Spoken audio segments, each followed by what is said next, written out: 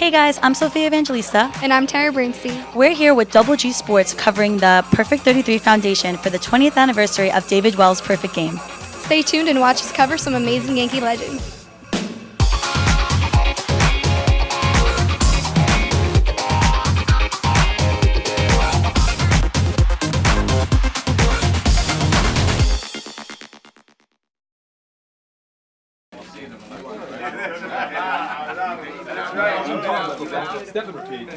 No.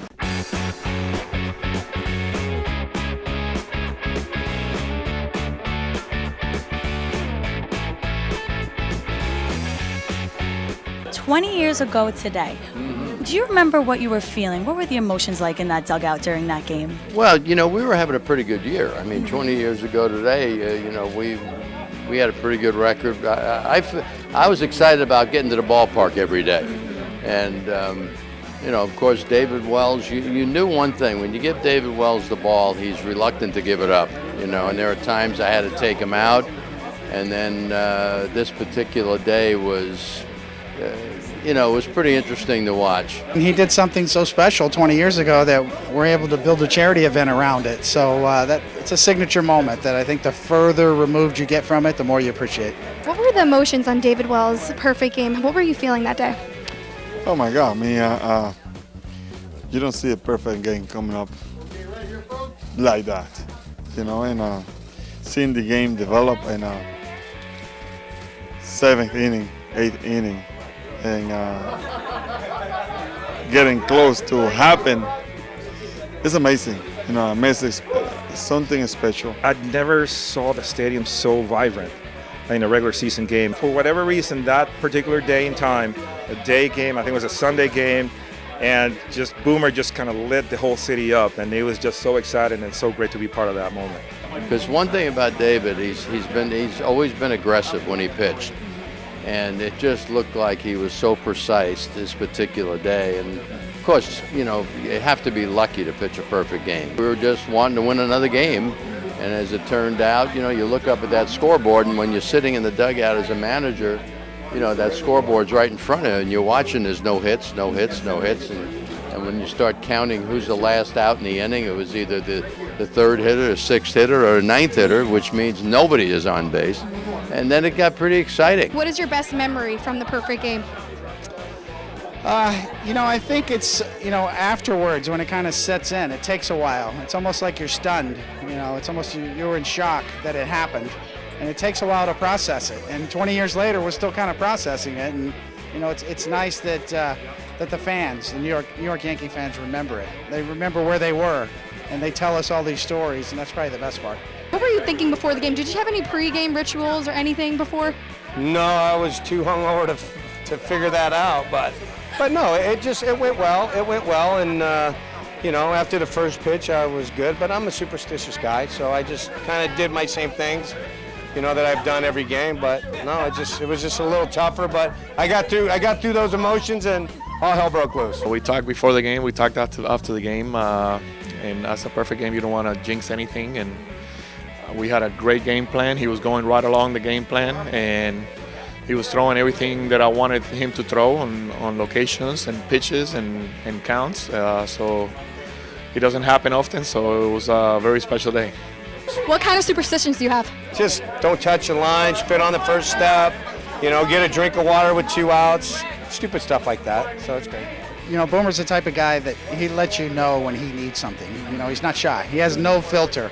So I could just read his body language and know that I needed to say something to him just to break the ice. And baseball players are so superstitious, and that's the last thing you need in that situation because he was struggling, with his nerves, and any little thing to break the ice can really help in that situation. And I'm just glad he finished the game, because if he didn't get the perfect game, he would have blamed me. I also have a superstition, not stepping on line. I play softball as well, so definitely a big superstition. You know all about it? Oh, I know all about it, yes. Well, that'll so work. what kind of, throughout the game, were you thinking perfect game, what emotions were you feeling?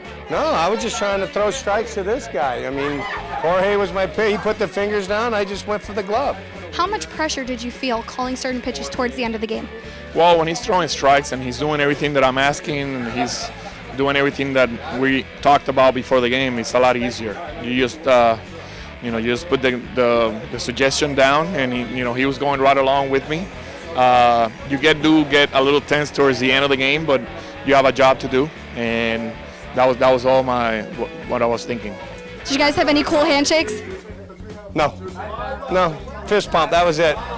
That was it. That's all we did. Pretty simple. David, they have always the clubhouse blast when he was pitching with Metallica and all that stuff. So I mean, we know that David was pitching. And from the Yankees team back then, do you see any differences from then to now?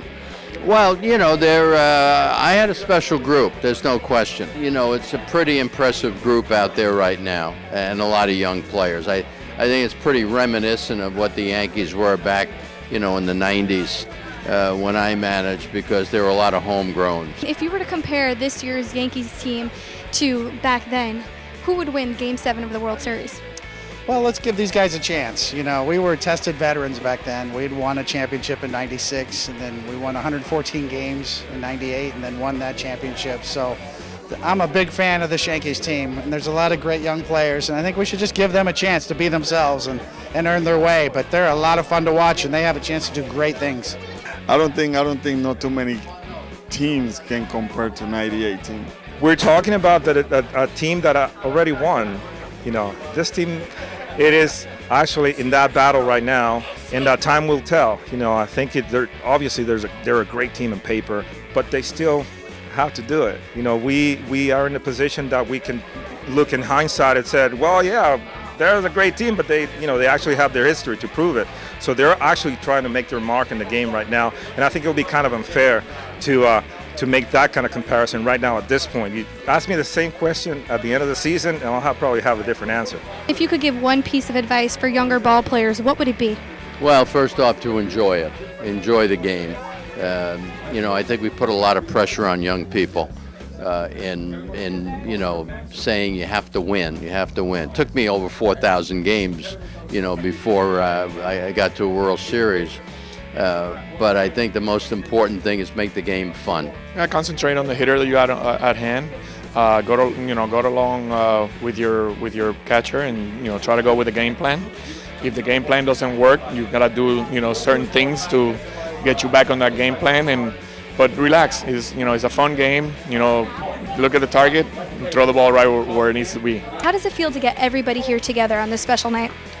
This has been it's a lot of work. It's been a long time coming, but I'm glad it's here. It's great, as you can see by a lot of the teammates who came out, and Jimmy Fallon and Lauren Michaels and Leslie, who's here. People love David, and they love the work that he's doing for youth athletic programs, as well as the military and their families. So it's really special. This event is amazing. Keep doing it, and have fun tonight. Thank you. Thank you very much. Thanks for coming.